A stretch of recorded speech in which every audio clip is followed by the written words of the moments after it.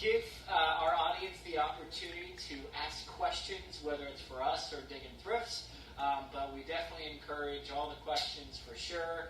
But just definitely stay tuned. Yeah, we'll start momentarily.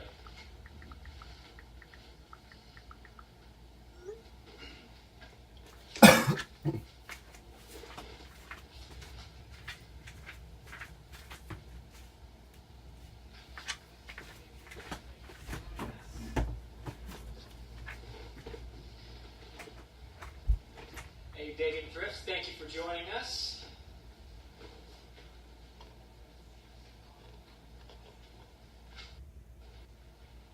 All right. Digging Thrifts should be popping on here shortly. It's connecting now. Cool. All right, so we're split screen. Top is World Thrift. Bottom is Alejandro or Alex Acosta, coming all the way from LA, right? Yeah, actually the city of Montebello. I'm like a couple of minutes away from LA though. Awesome. You can hear us okay? You can see everything? Yeah. Let me just. Okay, awesome. I have the TV on. It's a little distracting. Hold up. Very good. So, all right, I'm ready. Everyone watching, this is our first podcast that we've done with someone from out of state. If you watched the first one, we just had him with us. It was our buddy Colton. He lives here in St. Pete with us.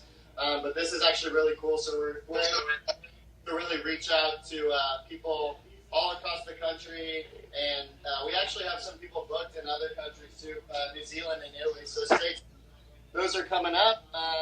But yeah, these segments are going to be about 20 to 40 minutes. So just to kind of save everyone's time, we're going to go ahead and just start and dive right in. So real quick, Alex, just tell everyone again just your name, age, and then where you're from and where you're based now, if that's different from where you're from.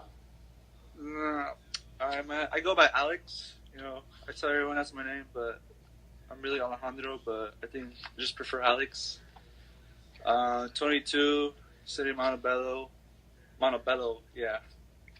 And pretty much, you know, I just started early last year, like around the end of February. But I've known the vintage community and like everyone, what they're doing, you know.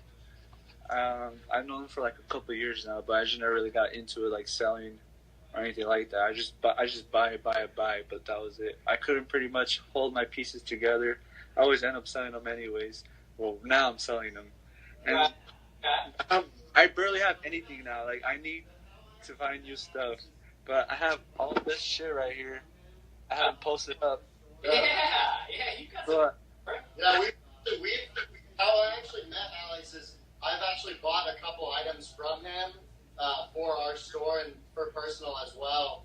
But I found his page on Depop, and then we just connected from there, and then it kind of just continued over to Instagram, which is pretty cool because you can kind of find someone's personal profile and see a little bit more about it.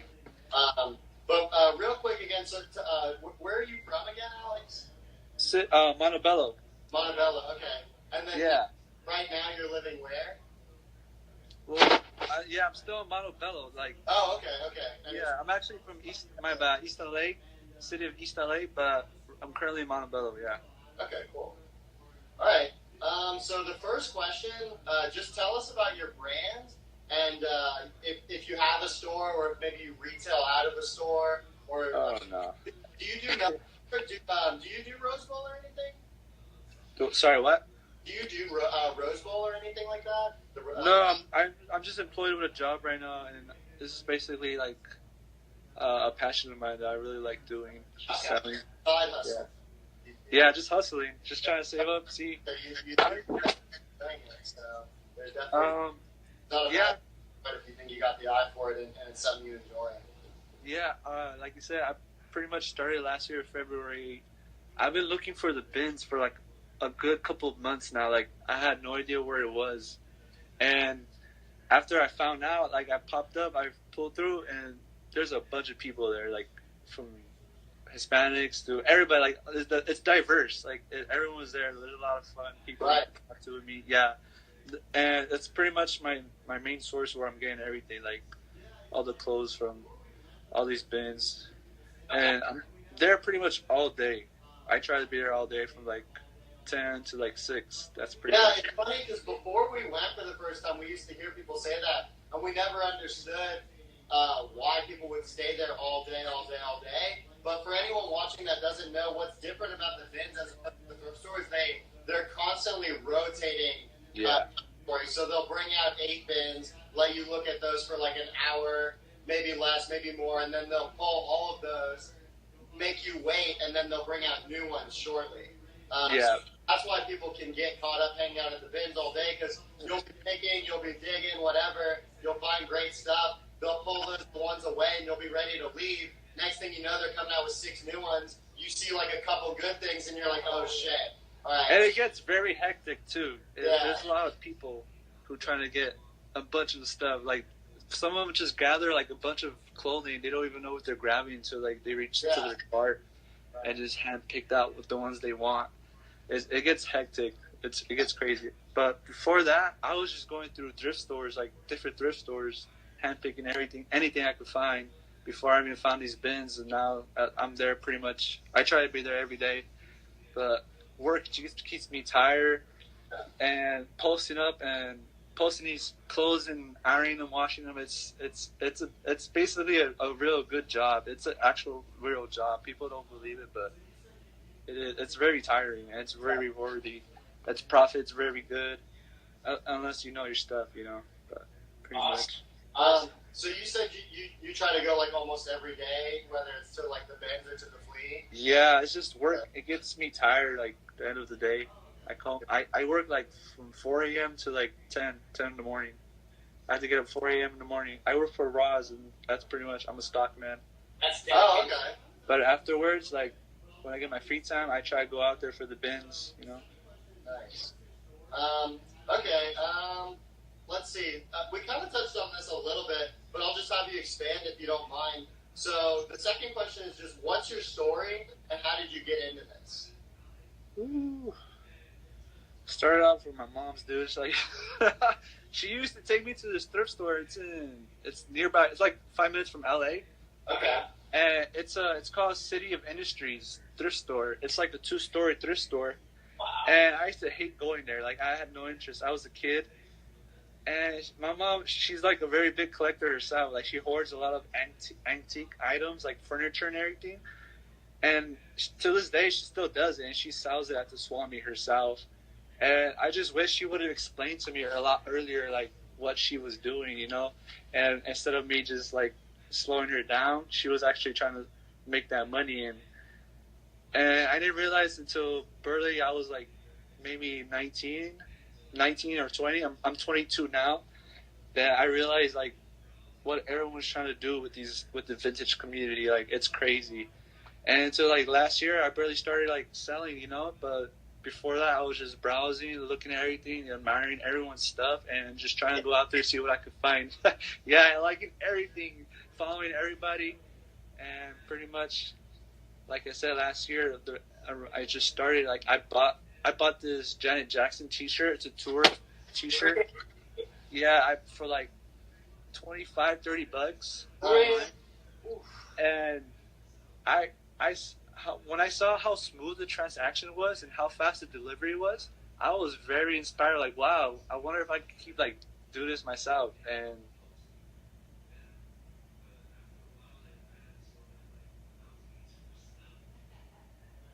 so then I just started on Depop and posting, but after a while, like I had to slow down. Like I was getting too much stuff.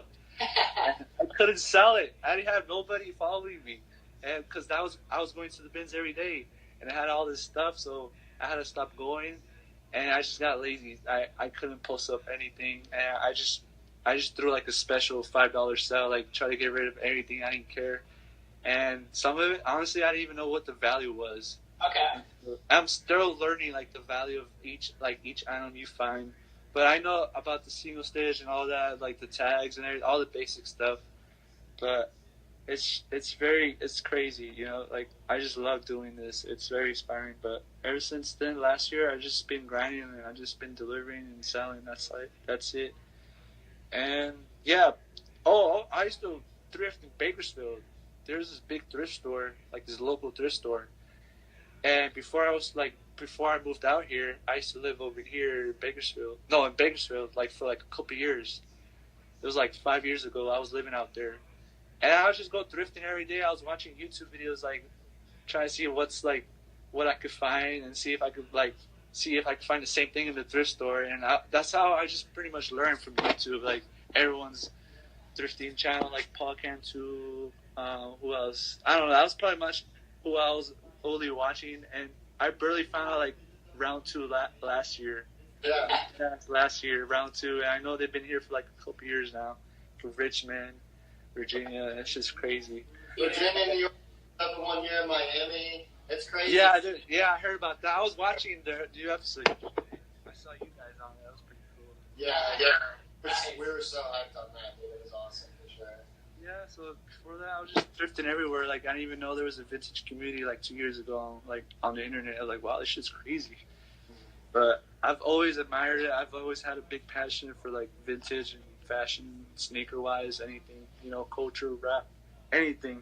It's been a big passion to me. But so that kind of brings us to our next question. I mean, like, what would your favorite piece that you've ever found, or maybe something that you put in your personal collection, something that you found in the thrifts? What would be that favorite? It was a Nike bootleg. That's my favorite brand, Nike. Every day, Nike boys, It was a Nike bootleg stripe. It looked like a Guess. It was stripes going up and down. It was burgundy black, a little bit of white, and it had a swoosh, a gold swoosh, but it was clear. Like there was no stitching through it. It was just the lining of the swoosh, and then I think I sold it for like $90. That was the most expensive thing I've ever sold. And it's this guy from Switzerland, and I know I can't get it back. Right. I found it in Bakersfield like early last year. Okay. And it's been ever since I found it. My little brother found it actually. Like, comes up to me like, "Hey, do you want this?" And I turn around, like, I look, and I'm like, "Holy shit, where'd you get that, dude?" That shit was just chilling in the racks, dude. Like, it's just been there. How old is he? He's 18, 19 now, like around 18. Yeah. That's it. Do you guys go thrifting together a lot? Yeah, hell yeah, we go together. He found a couple of pieces. Actually, he's like the only one so far that's been finding all my T-shirts. Like, he comes up to me, or he's just from the distance like, "Hey, do you want this?" I'm like, "Fuck yeah." Yeah, it's good when you can go thrifting with someone. Like he and I, we go together all the time. Like basically, the way we see it is, whenever we're at the bins, there's two of us in two different bins. And Yeah. A lot of times we'll just see one guy out there, this guy out there, and they can only be in one at once. So we're kind of blessed in that sense when working with like a team aspect. Also, after I decided to sell that bootleg Nike, I tagged the Nike teaser shit. Okay. And yeah, he actually posted it up, and I saw what's the name, Sean liked it. I should go up to like 500 likes. I was really hyped. That's so cool. Yeah, I was hyped. We're And trying then to on the show actually. Then to the show. Sorry, what was that? We're trying to get him on the show actually. The Nike teaser, the shit. Dude, if you guys could get Nike tees and whoever's and Sean, that'd be dope. Oh, I'd love to get. That's definitely a goal for sure. We would love to have that. Cool. So you kind of told us like your favorite thrifts, and I guess also like you said, it's something you wish you could get back. And then you told us your favorite brand is Nike. Yeah, it's Nike. Here's what we like to ask people is, do you have a favorite, like someone else out there who's selling vintage just like yourself? Like, do you have a favorite person at all? Like I said, I found this out last year, so there's quite a few I've already followed on Instagram and actually met them in person. And just from the bins, like I met them through the bins. There's a lot of young people like me who like posted up all day just looking for what they want to find and basically sell it or keep it. And there's a lot of nice and good people there. Like they're very chill. I like it. But for right now, I probably admire the Nike tees and shit. Oh my god, bro! I don't know how he finds these T-shirts. He's probably been ordering them up ever since like probably the 80s or whatever, the 70s. and he's just pulling them out like they're brand new. Like they look brand new too. Like they're in good condition. Our dead stock. He did. I think when they hit 10K followers on his personal page, Yeah. he did that $5 Nike tee drop the other day. It was so sick. Yeah, that was fire, dude. Did you get? I don't know. After I did not. tagged him in like Twitter, I Also was like hyped. So those who are Sorry, just joining, so what we're doing is that we're doing a weekly podcast, and basically we're trying to bring the thrifting community together. So World Thrift is there up at the top. We have Dig and Thrift right down at the bottom. We're just asking some questions like, how did you get in here, his favorite pieces and whatnot. But thank you for everybody for joining. If you guys have any questions you want us to ask or anything like that, just throw them up in the comments and we'll ask Alex towards the end. Okay, I like this question a lot, so I'll ask this. So if you could pop up anywhere next week with perfect conditions, where would it be? Perfect conditions meaning, there's the finances aren't an issue. The place is going to be 100 people lined up waiting to go open the door, and nothing's going to go bad. Where do you want to everything was perfect, pretty much. Yeah. Actually, it's kind of shocking for me. I always wanted to go to Rose Bowl, but this time I want to go to Bakersfield. They have a Swami there. There's like this big Kern County fair they do, but during the weekends they have the swap meets. And I used to go there like every weekend when I was living there, and I've never seen anyone selling anything like vintage wise. Everything was brand new from like pallets. And I'm very curious to see if I would post up there and like just throw out my shirts, whatever I have, anything vintage. And I know there's quite a few people out there. Notice there's a lot of new accounts from Depop from Bakersfield. And I see they're from Bakersfield. Like, oh shoot, like there's a little community. Huh? You must be finding good stuff. Dude, well, I try to be in the bins all day. Like, I'm very competitive in the digging. Like, I don't care. I would just grab anything. And I'm kind of tall, so I could reach almost nearly the other side of the bin, like the edge of it. So that, like, say if you see a shirt in the corner of the bin, like, I just grab that. I don't care. Right. How tall are you? Like 5'9", 5'10", yeah. Okay. Yeah, you got reach. I thought it was going to be a little bit taller. But no. If you see a guy 5'10", my height, and he looks That's like an average height. Go up, give him a shout, say what's up, be friendly. You guys can maybe find each other's stuff. That's one thing we've been loving is we've been hitting the bins with other friends of ours who sell, and say they don't like, they'll give it to us and be like, yo, I know you guys can use this for this or that. And so to have that camaraderie or whatever, and just be able to support each other. Yeah, where I go, the bins, there's like pretty much a little community there. Like, I know the everyday faces I see there. It's freaking cool. But, So I've got a serious question, Alex, here. I mean, you've mentioned to us that you're working full time. You mentioned to us that, you're thrifting, you're putting yourself out there. Where do you see yourself, in the short term? Are you looking to, eventually quit the full-time job and go part-time and focus more on the thrifting, or where do you see yourself, let's say the next year or so? Honestly, like, if I could just continue this constant hustle, I know I could grow a little more audience or, fan base. Well, not fan base, but like buyers, who are interested, like the stuff that we like, I like to give back to others. Like, I like to show them what I find, People who are out there who are not able to get the stuff just because they don't have no thrift stores or Goodwills, But, like, I really want to continue this hustle. And I do want to quit this job, but honestly, this is the only income that I'm getting from it. And the rest of it is what I sell. So I try to save that up. Okay. And I want to save that up and sell whatever I could find, And honestly, it's a little hard to sell the stuff that I find because there's a lot of shit that I want to keep.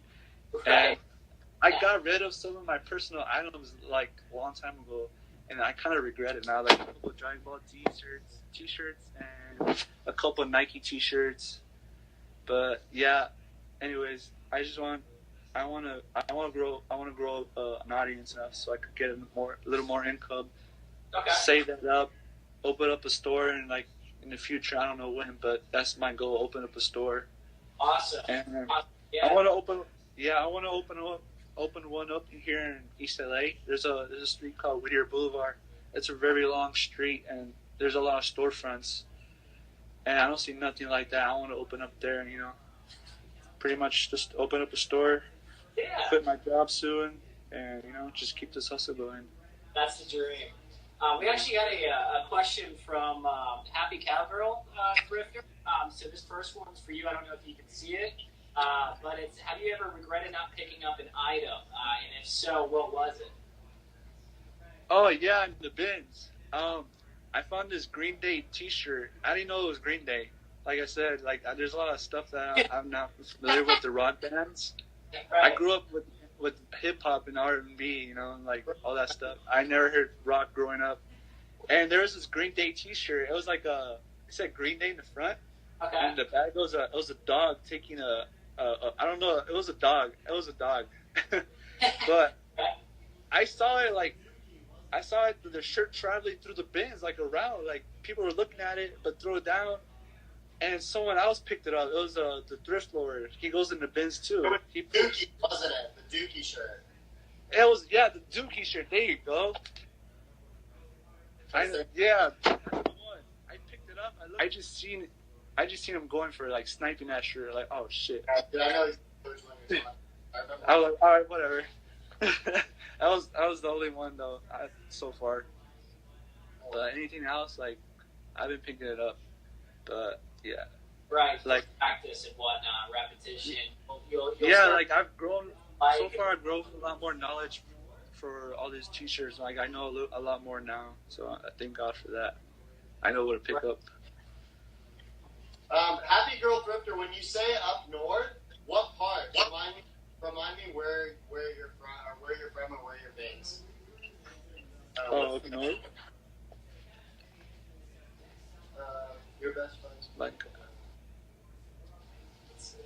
No, we were just answering the second part of that question. So to kind of maybe answer this summer, we're actually planning almost like a tour. So we're all based in St. Petersburg, Florida, for those that don't know. And Florida gets very dead over the summer. I mean, we're a tourist town, and so what we're planning on doing next year, because of how dead it is, you can't really do it in the market, take a trip, hopefully going all the way out to LA, taking I-10, possibly up north, so northeast. So this would be possibly Pennsylvania area, possibly New York area, Virginia. Yeah, Virginia, we were considering maybe going up sometime this winter because we have some friends up there.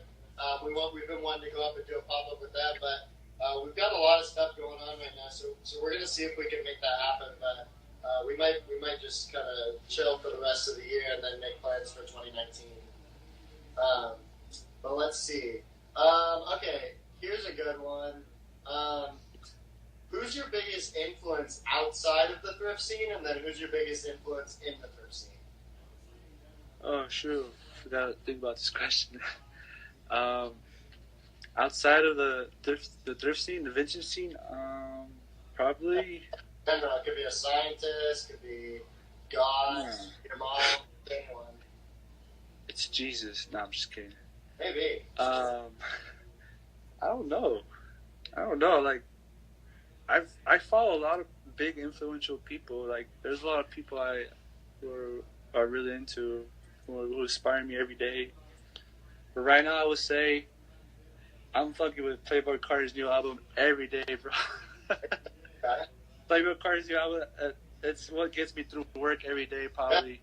Sometimes and he just got a signed deal with Nike, I think. He just got a contract with them. He did. It was an Air Max. I forgot the Air Max. They're black and yellow, they're sick. Yeah, that was fire. I like that. Okay. And then within the thrift scene? Within the thrift scene, dude, I don't know if you guys follow him, the Johnny. You guys know Johnny? No? The Johnny? The Johnny? Okay, so, yeah, I think he's from New York. Yeah, he's from New York, but I think he's staying here in LA now because I see him almost every time at the bins, and I don't know where he's. Yeah, he sells, but he's very low key. Like he has his personal page up, but like you barely see any of the stuff that he finds. It's mostly through his Instagram stories, and he could find some very good stuff. I think he's after only the designer vintage, like all the high fashion brand. Well, I mean, like some people just have like an eye for things. You know what I'm saying? Like, Yeah. And you know what you're looking for, and that's all you want. You want to be known for like this specific thing. But Johnny. Yeah, he's dope. He's a really dope guy in person. He travels through his bike. Like I don't know if he probably does have a car, but this guy he goes every. Yeah, that was dope. Yeah, Johnny. Yeah, he travels everywhere through his bike. Like he has a YouTube channel. I don't know what it is, to be honest. I haven't checked it out, but I'm aware of it. And he has like a dope channel too. I seen a snippet of it. Like he's just riding through New York, just like dude, like he's just living the life through New York, just riding through bikes, buying his vintage clothing.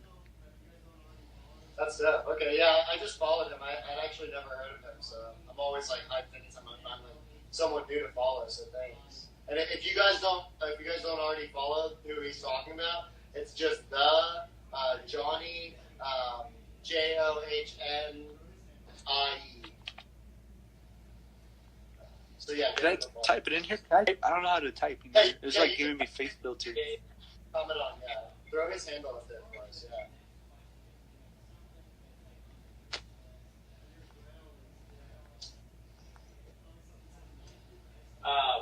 So as far as the next question, something that's like on your wish list, on your grail list, list that you can't get. Probably something Nike, something that as of this point you can't get just because of whatever reason, but something that you love to get to give you an idea. He's looking for one of those Snoop Dogg shirts, like an actual one of the $900. Those are hard. I'm trying to look for an Ice Cube T-shirt. Ice Cube. Okay. Those are, you don't see often like a lot of Ice Cube T-shirts. All you see is a Tupac, Snoop's, maybe a little bit of Dre, or Eazy-E. They'll be dope. Like any Ice Cube T-shirts from the 90s, 80s. I don't care. That's fire. There's actually one. There's an NWA T-shirt on Depop right now. I saw it for like $80. Damn. $80. Yeah, and it has the group faces in the back. No, in the front and in the back it says NWA, something like that. Like I think it's the album cover, it's like the original T-shirt for like $85. But I can't afford that right now. I'm trying to save up. Awesome. So Ice Cube T-shirt would be nice. This is the last question. This is just to kind of get an idea. We all have dealt with some customers, difficult customers, and whatnot. What is your biggest pet peeve when it comes to dealing with customers, or even just like another seller? Like what would be that thing that really grinds your gears?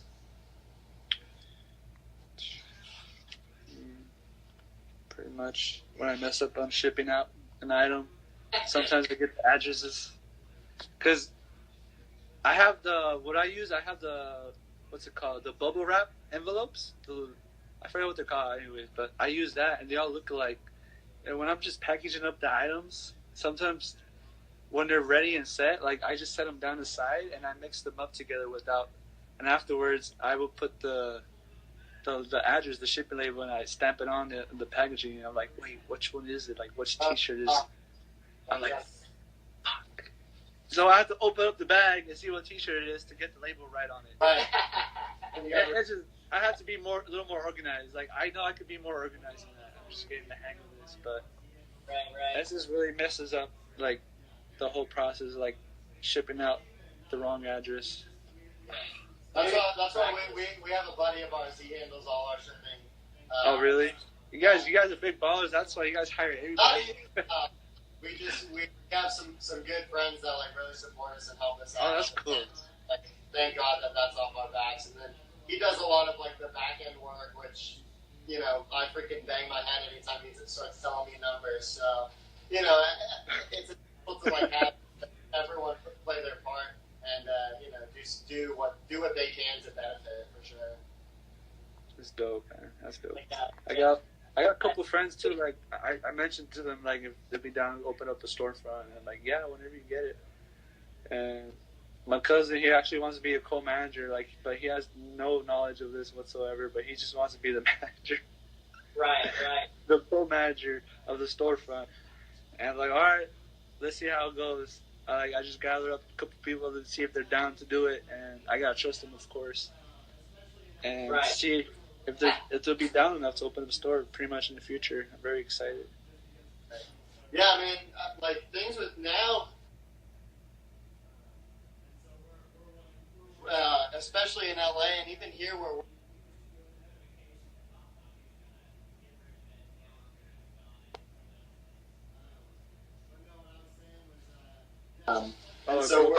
It froze up for a bit. Yeah. Yeah, it was a notification that popped up. He was trying to get rid of it. Okay. On it, one of those. Thought I lost you guys. But no, what I was saying was, especially in LA and like even where we live, it's starting to get really expensive retail space. So being able to go in on a spot with someone to like make the rent cheaper and be able to make it work, it really helps. And then also you have a better, like a more eclectic store with different kinds of collections. Because again, like not everyone shops for the same thing. Maybe it's vintage or thrift very loosely, but like today the kid we did a pop-up with from Orlando, he had like a crazy movie tee collection that just like blew us all away. So, Yeah, I saw a couple of your t-shirts on stories, like a couple of Kurt Cobain's for like 800. Like, yeah. Yeah. They had two Kurt Cobain shirts. One was 300 and one was 800. They had this there for like 5. Like, yeah. They got you gotta grow it. I wouldn't doubt if you guys more in the storage or somewhere. That shit's crazy. You guys got. No, I wouldn't doubt if you guys got that more crazy stuff like that in the back or somewhere just stashed. That's when I saw that. That was probably the first time I saw Kurt Cobain for like listed that high. I don't know, $800.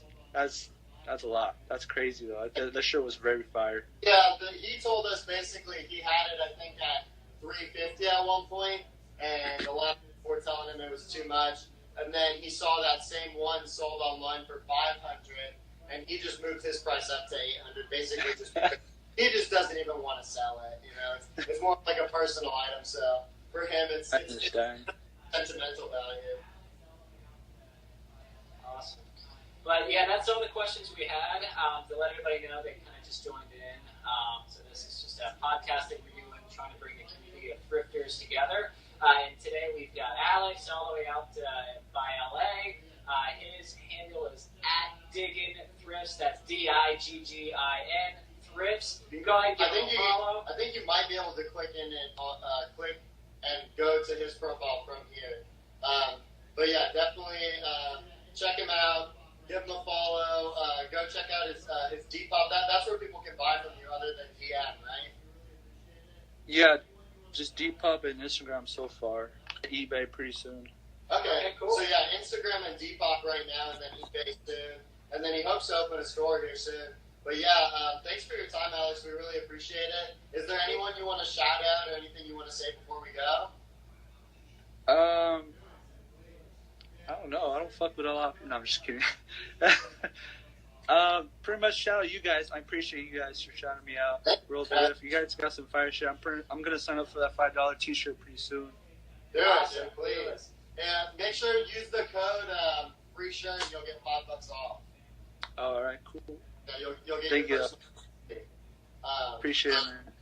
Yeah, for sure. This video, after 24 hours, it's going to disappear, but we are going to put that on our YouTube channel. It's AOK Family for YouTube, so that way everybody can take a look and kind of see what we're doing. Yeah. But again, thank you so much, Alex, for being on the show. If you're not following yet, go ahead and do so. That's @DiggingThrifts. Yeah. Like Nick said, we'll have this uploaded to YouTube in about a week, so you guys will be able to watch it on our YouTube channel whenever you want. Alex, please link it to all your friends. This is good content. We're hoping to not only continue doing these on the live segment, but then continue uploading them to YouTube. That way you guys have plenty of content. You can learn from these and hopefully maybe start your own business or something. And I don't know, hustle, do something, but have fun most importantly, and